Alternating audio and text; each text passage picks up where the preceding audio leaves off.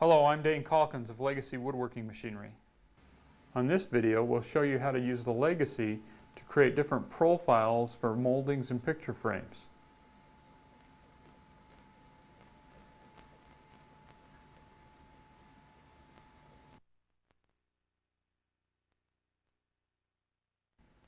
For our first frame, we'll use the linear milling tables.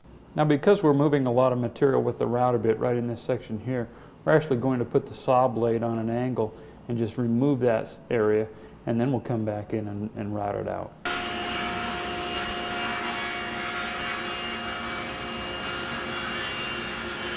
Of course, we need to set up the machine with the linear milling table. It's got the locking plates that are going to fit inside the channels here. Of course, you've got the tabs first that come in right here inside the channel. Get those locking plates down in there. Once we get that tab to drop in there, then of course we're going to lock the cap screw into place. Now, of course, one of the things you want to look for while you're doing that is that you have enough space between your tables here. Your router bit's actually going to sit in here, and of course you don't want to hit the tables. And so give yourself enough room for that. Of course, once we get this locked into place, the fences are adjustable, and we're going to feed the stock through here. Now, as you can see here, we've also set up the in-feed and out-feed tables on either side. That's going to stabilize the part as it goes through the cutter. Now, once we get the tables mounted to the adjustable bed rails, we're going to, of course, set the fences for the part. But before I do that, I like to spray the table with a little bit of Dynaglide lubricant. That'll give us a nice smooth movement of the part. Of course, you want that to dry.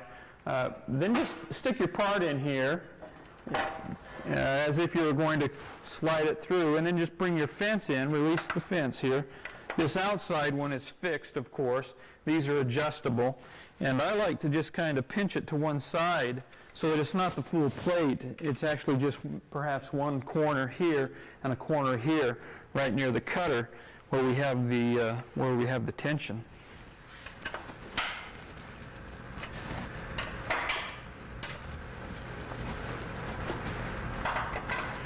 And that'll hold that into place. Now, just a couple things here you have to do for the setup of the machine. The first one, of course, is you want to remove the gears so that the part can slide freely off the end of the machine. So we'll just take these off and set them aside.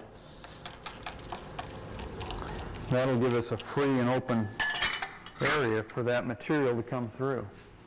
Second thing we want to pay attention to, of course, is the adjustment of the bed. I like to just lower it down and give ourselves some room here. I've taken off the dust shields here off the carrier tray.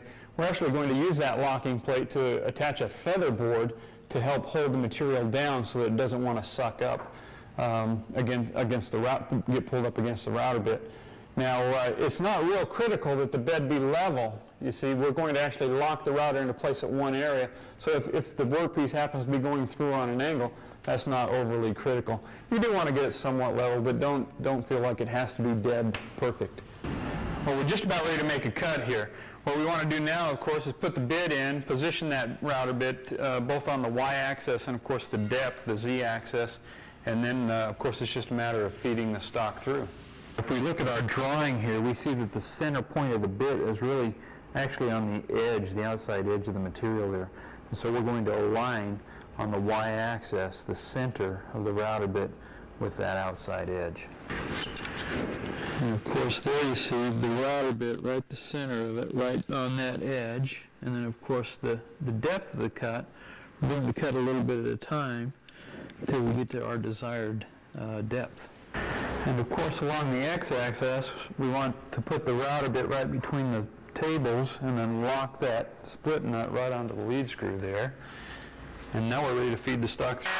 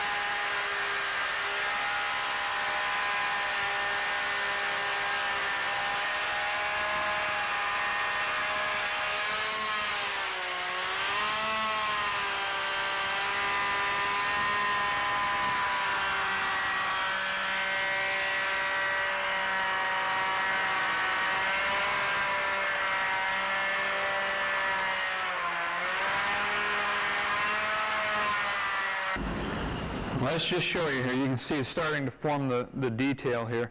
Now this is a real large bit. It's a big 3-inch cutter. You don't want to take a lot of material at a time, and so this is actually 2 or 3 passes that you see here.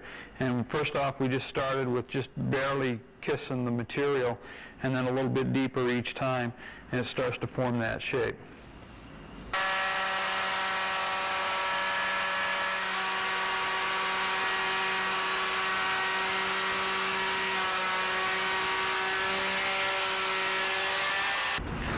So there's an end view of that profile. That's the router bit, that first router bit right there. And of course we did that in several passes. We're going to join that now with this second router bit positioned right here, and you can see that that'll just round off that corner. Okay, now that we've got that router bit changed out, we've set our y-axis so that it's positioned where we want it along the width of the piece here. We've also set our plunge depth, and we've of course got it locked into place on the x-axis. And we've also adjusted our feather boards here so that we get the nice, the proper tension so that that material doesn't lift up.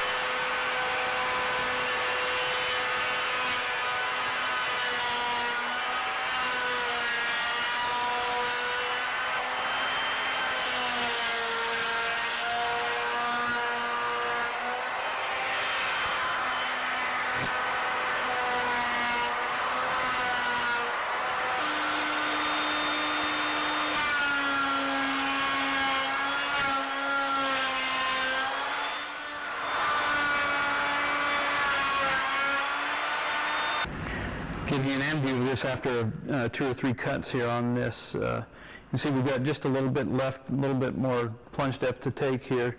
Get rid of that ridge that you see right there. And then of course this area here, we'll just cut that off on the table saw. And then back in here, we're going to notch for our glass.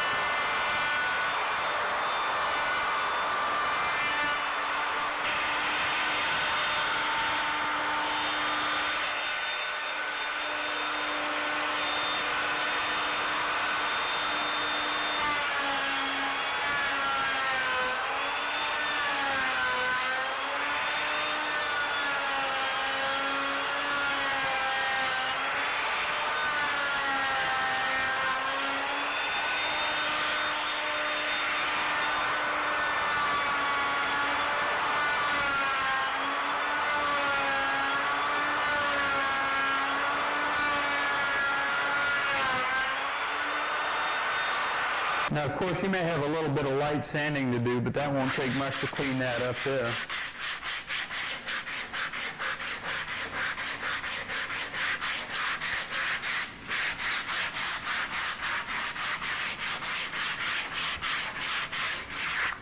Now we'll take it over to the table saw and cut this edge off.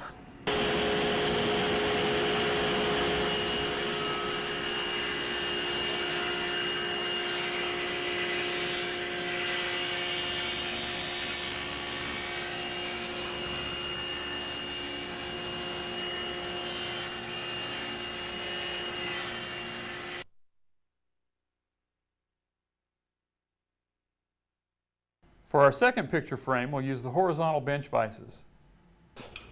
Now we have the horizontal vices that will mount to the rails, and of course you have the channel, the tab that fits inside the channel here on each one of these with the locking plates, and just screw those in there. In this case, we're going to actually give ourselves a little bit of space here between these. You can kind of see spans the thing. We've got a little bit of hanging off the end here on our material, and so that's a pretty good placement of those. Lock that into place, and then of course you have the cam locks. We're going to bring those in here, and we're going to lock those down as well. Now before we do this, we're actually going to put a spacer to kind of lift that up. You can see we have a real thin edge here. Once we cut that angle on the table saw, we just have a little bit of material here. I want to lift that off of that just a little bit so that it brings it up higher, and I don't have to worry too much about the router bit hitting that cam lock there. One of the things that you'll want to do before you put your part in here, of course, is make sure that these two cam locks are running parallel with the router. We want that good straight edge to be established. And what we'll do here, I think, is just take and slide those off to the side. Take our piece, we've actually cut that on the table saw, we know it's nice and straight and parallel, and run it right up against the rail here. And now, if we get these fixed at this position, we're going to be more certain that the cam locks are positioned parallel with the rails, okay? And so that's been used as kind of to establish parallel there. And then of course when you bring these in, you're satisfied that that's going to be right parallel with the rails. Now here you see we've just cut a little block of material that we're going to set on there, and then we set our piece on top of that, and you see then as we bring that cam lock in there, it's still grabbing the material, but it's got it up a little bit higher now, so that we don't have to worry about that router bit maybe dipping into that metal there. The other thing that you can do, if it becomes necessary or sometimes may be helpful, is you could maybe put maybe a smaller piece here, but a block here, right? And you can capture it here, so if you want to cut through here and you're concerned again about the metal, you can put a spacer on the side. So you can either, again, lift it from the bottom with a spacer or put one on the side, either side of the material, as you see fit. Now let's just real quickly here lock this cam lock into place. I like to have it so that the handle is straight with the rail here, and then lock it right here, and then you see that gives you the torque that you need to grab that part, and of course you see it's not coming out of the machine. Unlike the linear milling table, when you're using the bench vices, it is going to be critical to get the bed exactly level. So let's take care of that setup right now. You see here that of course we've got the bed low enough that the router is going to go in on over the top of the material. Now we want to get all four corners exactly level, and even in the middle of the bed, so that we know that everything's going to be perfectly level. I like to use a gauge just like this, right? And we put this on the top rail, and this is reaching down and touching now the bottom rail, and of course we're going to lock that into place. When you do that, you've just taken a measurement here, and of course you're going to want to lock this corner rail leg that you see right here. Now with that corner fastened into place, locked into place, we can make an adjustment. We've got this set at the proper depth. We can make a fine-tune adjustment here to our bed and make that match up at that particular depth there. And then of course we're going to lock it into place again and do that on all four corners and in the two middle support brackets. Of course on the opposite end, again, put that on the rail, bring that up and just let that touch right there. Lock it into place, of course, and then we'll do that on the opposite corner and we'll be done. And there, of course, is the router bit. And so first cut, and again, you see it's right, the tip of it's right on the edge there. And then this second cut's just going to pick up where that one left off. And then this third one, as you see here, is just right there on that edge. And that'll be those three cuts then for that molding. Let's take a look here at the end view. We're going to set the depth, and you can see just the shoulder of the bit, that outside shoulder there, is plunged down right on top of that material. And then, of course, the router bit's going to be positioned right there so that the tip of it is on the edge of the material, just like so. And that's where we'll lock the y-axis of the machine using our stop collars on either side. Once you get that router bit lined up and you get the workpiece in there, it's a good idea just to kind of push that right down the edge, right down the piece there. Make sure that the tip of that router bit continues to line up with the edge of the part, and that just makes sure, of course, that the part's parallel with the rails.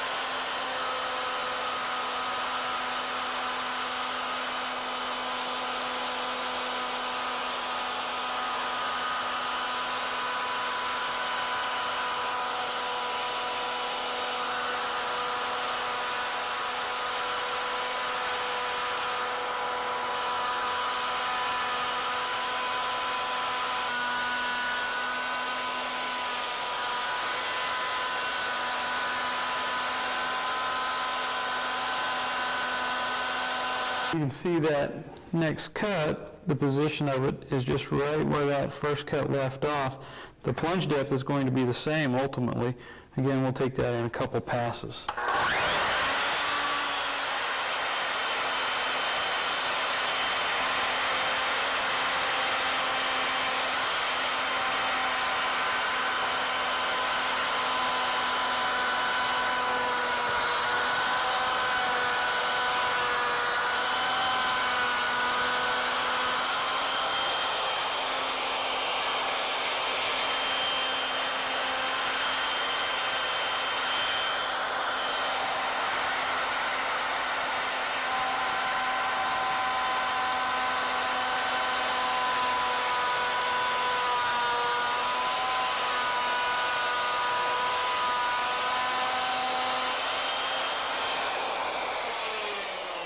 Okay, now we're set up for that last cut. You can kind of see that that router bit plunges just a little bit deeper than the tip of that second cut. And again, that edge of that router bit that you see right there is lined up with the tip of that last cut.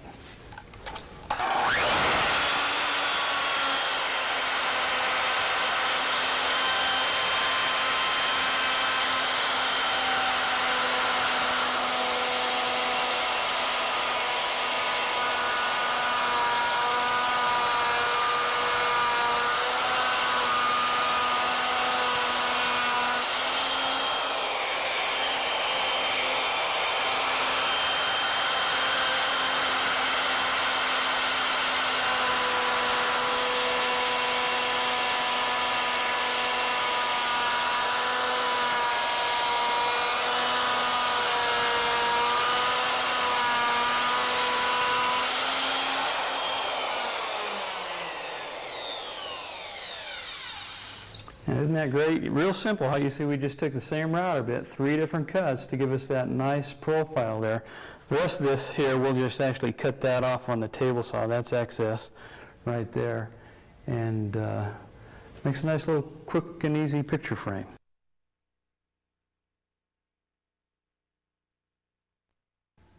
For this third and final picture frame, we'll use a shop-made milling table. This table is created out of 3/4 inch thick MDF material. That's medium density fiberboard, and it's been cut to 14 7/8 inches wide. Now you can cut it as long as you want so that it fits the rails of the machine. Of course, when we attach the table to the rails, we're going to use the locking plate as you see down in here. Now this is the adjustable bed rail, this is the fixed rail here. And we'll just slide that forward then, and then drop the cap screw in there and tighten that onto that locking plate. Of course, you can see that we've got our tabletop fastened on here in 6 different positions, of course, on each end, and then here in the middle as well. if we want this bed to be level, and this time I want to show you this height gauge that we've made that you can actually purchase, pick up. It's a nice little device. You see, we'll rotate the handle, adjust the bed, and you can see that it's dropping down, and it right there is where we're going to say that's the number we want. Of course, we'll lock the bed into place right here. And of course, we're going to take that measurement on all four corners. With the bed set level, we're now ready to attach our material to the table. You can see that we've taken a couple of boards and cut them the same width, and we're going to line those right up against the rail here. That'll give us a straight edge, a parallel edge that we can align our material to on the table here. Of course, we've got the double face tape that you see here, and we're just going to flip that over. The key to this is you want a nice clean surface on your tabletop here so that the tape doesn't give away. And we'll get that lined up exactly where we want it, get that pressed down on there, and now we're ready to make the cut.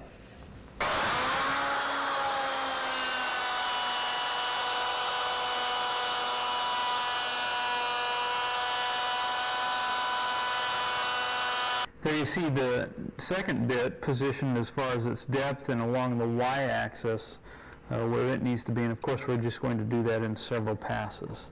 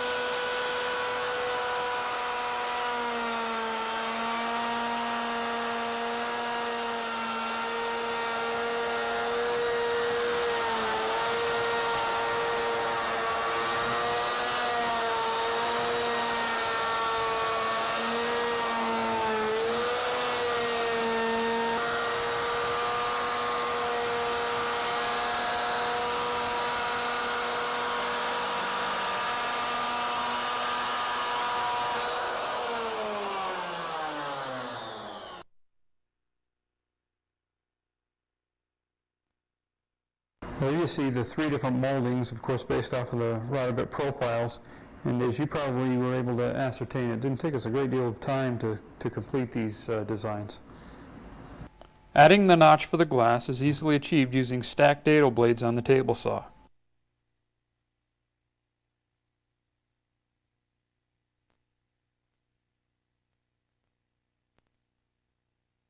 To cut the miters, we're using the Dubby cutoff fixture from Inline Industries.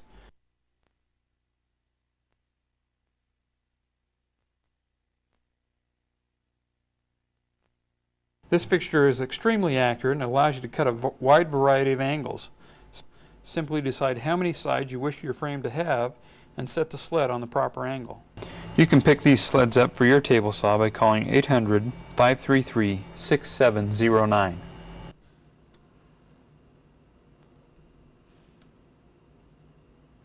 This particular frame is four-sided, so the sled is set at 45 degrees. The Dubby makes creating all miter cuts fast, easy, and accurate. Once the angles were cut, we used a biscuit joiner to help secure the parts together.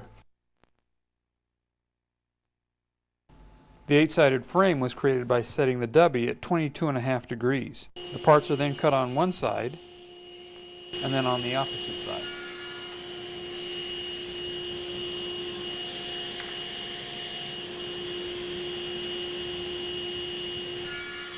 This concludes this video on using the three methods for creating moldings and picture frames.